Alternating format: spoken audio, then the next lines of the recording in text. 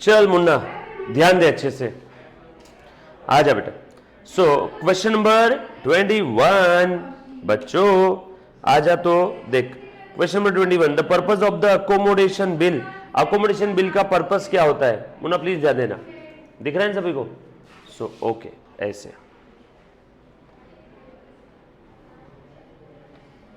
Accommodation bill का purpose क्या होता है। वैसे ये अकोमोडेशन बिल आपके सिलेबस में नहीं है, यहां पे एक्स्ट्रा बोल के लिख लेना। बट एक चीज आपको बता देता हूं, जब कभी भी दोनों पार्टीज को पैसों की जरूरत होती है तो उस समय हम लोग क्या करते हैं बेटा, अकोमोडेशन बिल ड्रॉ करते हैं। उस समय हम लोग क्या करते हैं, अकोमोडेशन बिल ड्रॉ करते हैं। दोनों पार्टी को पैसों की जरूरत थी, दोनों पार्टी के बीच में कोई व्यवहार नहीं था, फिर भी एक पार्टी ने दूसरे पार्टी के ऊपर मजाक मजाक में बिल ड्रॉ किया, दूसरे पार्टी ने बिल एक्सेप्ट कर लिया और उसके बाद सामने वाले ड्रॉअर को दे दिया। ड्रॉअर ने उस बिल को डिस्काउंट करके बैंक से पैसे ले लिए और पैसे दोनों ने आपस में बांट लिए। और ड्यू डेट के दिन जब बैंक ड्रॉअर के पास पैसे लेने जाएगी ड्यू डेट के दिन, तब दोनों मिलकर आधे आधे पैसे दे देंगे, बरोबर। तो इस टाइप के बिल को, जिसका कोई बेस ट्रांजेक्शन नहीं होता है, आज तक हमने जो बिल देखे थे वो ट्रेड बिल थे, जिसमें कहीं ना कहीं कुछ ना कुछ ट्रांजैक्शन था ड्रॉ ड्रॉई के बीच, इसीलिए बिल ड्रॉ किया जाता था। लेकिन यहाँ पे कोई ट्रांजैक्शन नहीं था, इसीलिए इस टाइप के बिल को हम लोग क्या बोलते हैं, अकोमोडेशन। दोनों पार्टी को पैसों की जरूरत थी, दोनों के बीच में कोई ट्रांजैक्शन नहीं था, फिर भी एक पार्टी ने दूसरे पार्टी के बिल को अपने यहां अकोमोडेट कर लिया। Are you getting my point? Yes और नो? चले बेटा आगे। सो ध्यान देना सभी ने। So purpose of accommodation bill is to finance the actual purchase or sale, to facilitate the trade transmission when both parties are in need of funds. Yes, both parties are in need of finance. Are you getting my guys? Yes or no? चलो आगे। M sold goods worth rupees 50,000 to N. M ने N को माल बेचा है बेटा, please ध्यान देना। यस, स्क्रीन दिख रही है ना बेटा सभी को? हम लोग अपने फोन को एक बार पानी में डुबा के बाहर निकाल बेटा, दिख जाएगी तुझे स्क्रीन। बाकी सारे बच्चों को स्क्रीन दिख रहा है Munna? Yes. So M sold goods worth rupees 50,000 to N. M ने एन को माल बेचा on 1 October 11 and immediately accepted the 3-month bill on due date and requested that the bill be renewed for a fresh period of 3 months and agrees to pay interest at 18% per annum in cash. How much interest?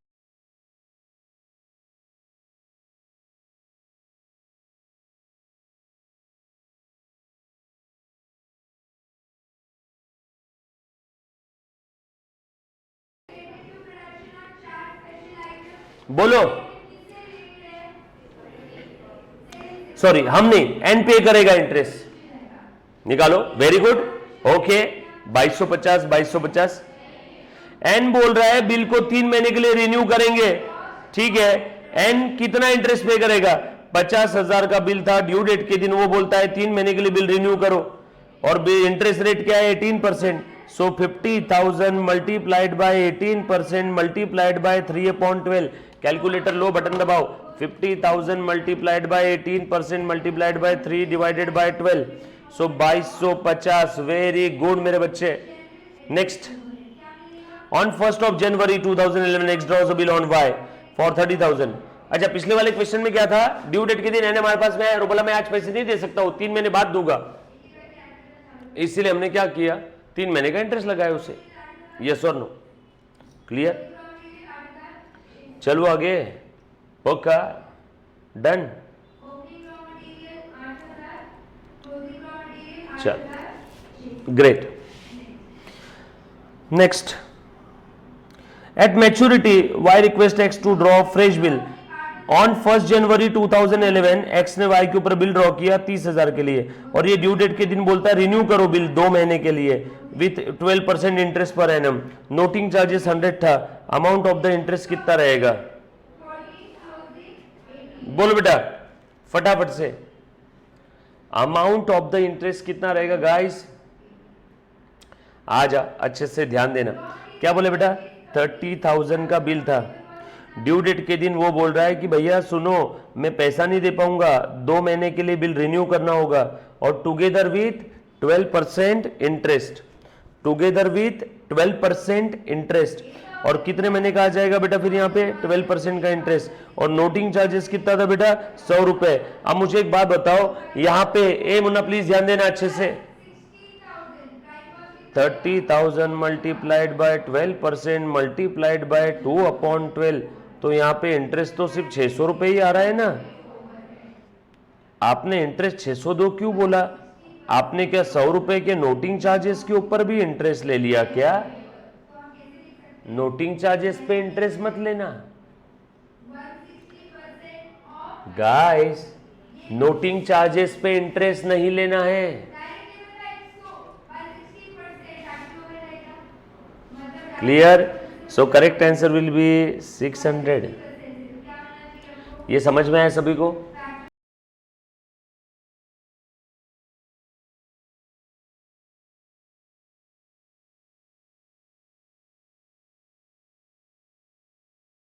रुपए के ऊपर क्यों interest ले रहे हो आप लोग? Next, on 18 Feb, A draws a bill on B for 10,000. B accepted the bill on 21st Feb. The bill is drawn for 30 days after sight.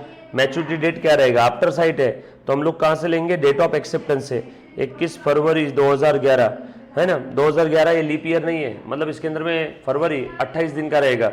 21 फरवरी से आगे 28 फरवरी तक कितने दिन है? सो फरवरी में हो गए 7 डेज। टोटल बिल का ड्यूरेशन था 30 डेज, तो मार्च में और कितने दिन आ जाएंगे? टोटल 30 चाहिए, ये फरवरी में 7 हो गए तो मार्च में 23 दिन, तो बिल का डेट आ गया 23 मार्च। 23 मार्च प्लस 3 दिन का grace period, 24, 25, 26, 26 March.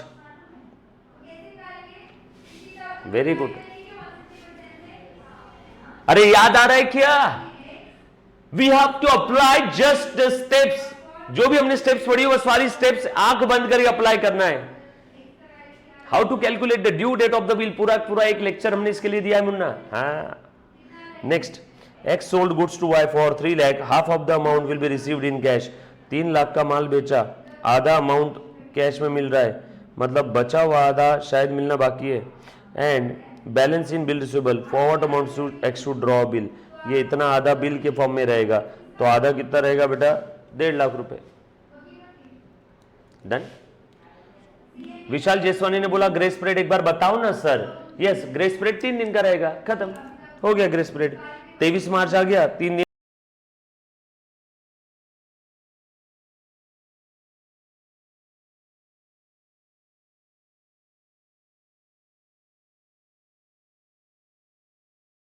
month at maturity, bill return dishonored, noting charges 500, 40 paise in rupees recovered be from B's estate. The amount of deficiency to be recorded in the insolvency at in the books of B. बरोबर, ध्यान देना। क्या हुआ? ए बेटा ध्यान दे,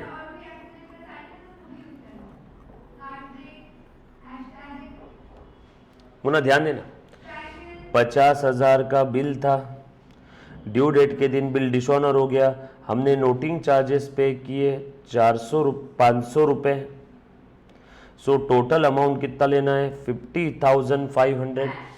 total amount कितना लेना है? 50,500। ड्यू डेट के दिन वो इंसॉल्वेंट हो गया, total receivable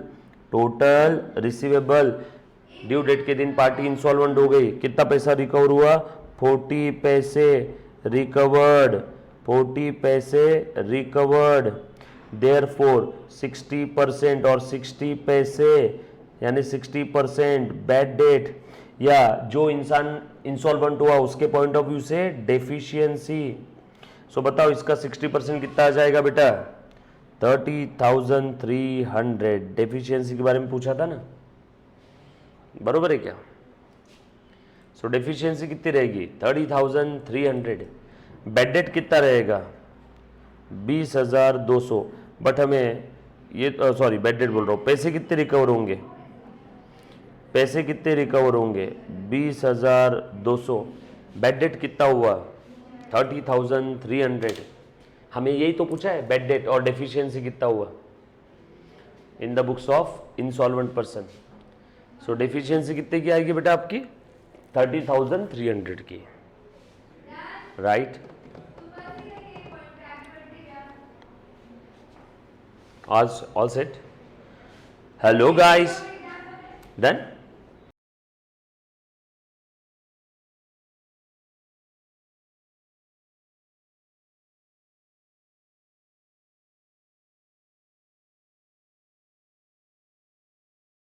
to draw bill. अच्छा, ये चाहता है, पुनः प्लीज ध्यान देना, ये बोल रहा है कि ठीक है मैं बिल रिन्यू कर रहा हूं, the amount of the bill will be. बोल बेटा. ए ने माल बेचा बी को 20,000 का, A grant 5% discount to B. B requested A to draw bill. बोलो बेटा. 20,000 का माल बेचा, 5% का डिस्काउंट दिया, 5% यानी 1,000. बैलेंस अमाउंट के लिए बिल रहेगा. सो बिल का अमाउंट कितना आ जाएगा? 19,000. जो मैं एमसीक्यू करवा रहा हूं ना बिल्स ऑफ एक्सचेंज के, इससे ज्यादा करने की जरूरत नहीं है.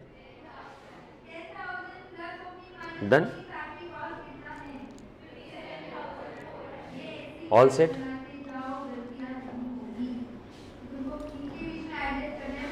चलो आगे.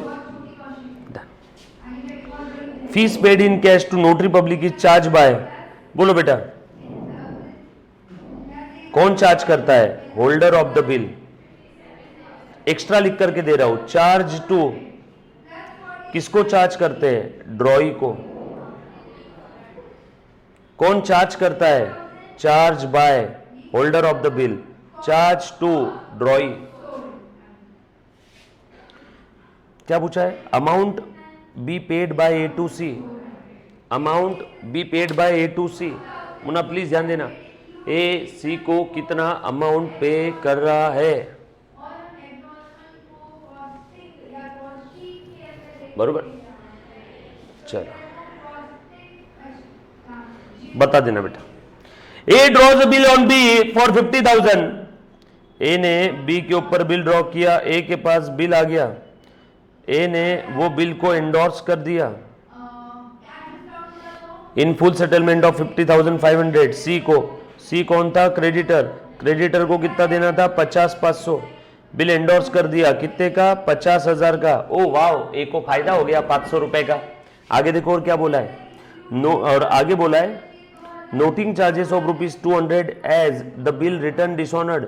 बट ड्यू डेट के दिन जब सी गया था बी के पास तो बिल डिसऑनर हो गया. और नोटिंग चार्जेस कितने पे किए बेटा? 200.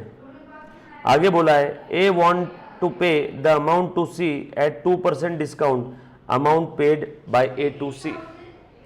अब ए चाहता है कि वो पूरा का पूरा पैसा सी को पे करे. पहले तो ये बता दो सी को देना कितना है. आ जाओ. सो बाय द वे सी को ओरिजिनली देना था 50,500. हमने फुल सेटलमेंट में बिल दे दिया था 50,000 का. हमें डिस्काउंट मिल गया था. हम बड़े खुश थे. 500 रुपए का डिस्काउंट मिल गया था. सो सी को कितना देना था? 0. जैसे ही बिल डिसऑनर हो गया अब सी मेरा फिर से क्रेडिटर बन गया. अब सी को फिर से देना है. कितना मालूम है? पुराना वाला 50,000 प्लस उसने जो 500 का डिस्काउंट दिया था वो भी रिवर्स हो जाएगा. बरोबर है क्या? सो 50,500 सी को देना है प्लस नोटिंग चार्जेस भी जो सी ने पे किए होल्डर ऑफ द बिल ने, वो भी हमसे वसूल करेगा ना. नोटिंग चार्जेस कितने पे किए? 200. सो ये भी देना है. सो सी को देना है 50,700. सी को कितना देना है? 50,700. टोटल पेबल टू सी 50,700. पहले जब बिल डिस्काउंट किया था हम बड़े खुश थे.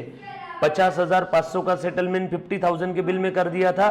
500 का डिस्काउंट मिला था. सो सी को कितना देना बाकी था? 0. लेकिन जैसे ही बिल डिसऑनर हो गया अगेन सी को कितना देना है? अगेन सी को कितना देना है? 50,500 प्लस नोटिंग चार्जेस 200. अब सी बोल रहा है मैं तुझे इसमें 2% का डिस्काउंट देने के लिए तैयार हूं. सो 50,700 माइनस 2%. सो 49,686. हाँ, वेरी गुड. बहुत ही प्यारे बच्चे, बिल्कुल सही जवाब दिया बेटा. लिख लेना सभी ने. क्वेश्चन नंबर 29 सिंपल है. Done. Next question 30, the cheque amount will be, फटाफट से बता देना। आज काफी सारे क्वेश्चंस आप लोगों को मैं होमवर्क देने वाला हूं मुन्ना, ध्यान देना। आ जाओ। A draws a bill on B for 1 lakh, Munna please ध्यान दे, क्या पूछा है? Check amount. ए ने बी के ऊपर बिल ड्रॉ किया 1 लाख रुपीस का। A endorse the bill to C, B bill return dishonoured, noting charges 1000, तो 1 लाख प्लस 1000 देना है। B request A to accept the amount at 2% discount, same वैसे ही पिछले के जैसा 1 लाख 1000 देना था minus 2% discount, 1 lakh 1000 minus 2% discount 98,980। Simple, done, all set.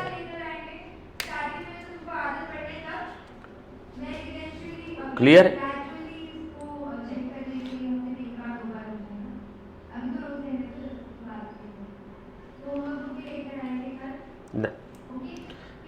Next आ जाओ, प्लीज ध्यान देना आप सभी ने। S draws 2 bills of exchange on 1/1/2011 for rupees 3,000 and 5,000 respectively. The bills of exchange for rupees 3,000 is for 2 months, while the bill of exchange for 5,000 is for 3 months. The bills are accepted by K. Okay. On 4th March, K request to renew the first bill with the interest of 18%.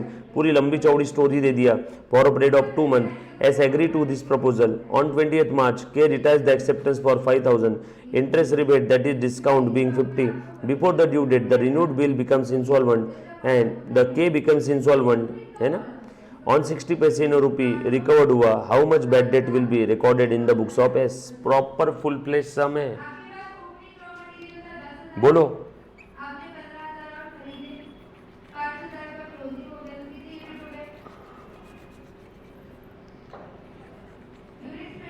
बोलो बेटा, चलो आ जाओ, अभी हिसाब किताब देख लेते हैं। प्लीज ध्यान देना बेटा, पुनः ध्यान देना, बड़ा प्यारा सम है। क्वेश्चन नंबर 31 क्या दिया था हमें? पूछा क्या है? Amount of bad debt. चलो, एस ने 2 बिल ड्रॉ किया, किसके ऊपर? एक बिल कितने का था? 3000 का, एक बिल था 5000 का, 3 और 5000 का bill. The bills of exchange for 3000 is for 2 month. So bill 1 कितने का था? 3000 का। बिल 2 5000 का, ये कितने के लिए था? 2 मंथ। दूसरा वाला बिल था 3 month. This bills were accepted by के ऑन 4th मार्च, है ना? ओके, और एक्सेप्टेड बाय के, आगे बोला है 4th मार्च को के रिक्वेस्ट कर रहा है to renew the first bill with interest of 18% per annum for 2 month. First bill वो रिन्यू करने की बात कर रहा है। सो फर्स्ट बिल के अंदर में कितना आ जाएगा? 3000 प्लस इंटरेस्ट। इंटरेस्ट कितना आएगा? 3000 इंटू 18% इंटू 2/12 निकाल रहे बेटा। 3000 इंटू 18% इंटू 2 डिवाइडेड बाय 12 कितना है बेटा?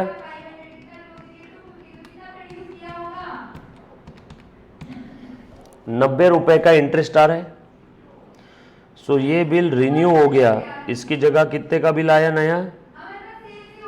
3090। और आगे क्या बोल रहा है कि रिटायर्स द एक्सेप्टेंस फॉर 5000। कब रिटायर कर दिया? 20 मार्च को। The interest rebate, that is discount being 50। दूसरा बिल के ने पे कर दिया, रिटायर कर दिया, यानी उससे पैसे आ गए। कितने आए बेटा? 50 रुपीज़ का डिस्काउंट दिया, मतलब 4950 हमारे पास पैसा आ गया। और हमने डिस्काउंट कितने का दिया? रिबेट कितने का दिया? 50 का। तो इसका हिसाब खत्म। सो सेकेंड वाले बिल का हिसाब हमारा खत्म हो गया, ये बिल ऑनर हो गया। अभी बस बिल नंबर 1 जो 3000 का था उसने रिन्यू करने बोला तो 90 रुपए का इंटरेस्ट लगा के 3090 हो गया। Before the due date of the renewed bill K become insolvent, तो रिन्यूड बिल के पहले के इंसॉल्वेंट हो गया। अब के से ये बिल का पैसा लेना था रिसीवेबल, कितना था बेटा? 3090। कुछ नोटिंग चार्जेस पे किया है क्या? नहीं। और के से कितना पैसा आया? ओनली 60% रिसीव्ड हुआ, बचा हुआ 40% डूब गया। हमें बैड डेट पूछा है या रिकवर्ड पूछा है? Bad debt. तो बैड डेट का बता दो, 3090 into 40%। 1 2 3 6। Are you getting my point guys? कितना टाइम लगा ऐसे क्वेश्चन को? मोक्षी सिंपल क्वेश्चन है, बरोबर है क्या? 40% डूब गया। अरे कितना ही टाइम लगा? क्वेश्चन बड़ा है तो क्या हुआ? जी हाँ, आते हैं ऐसे क्वेश्चन। बिल 2 का हिसाब पूरा हो गया, बिल 2 तो क्लियर हो गया, बिल 2 का कोई देखने की जरूरत नहीं।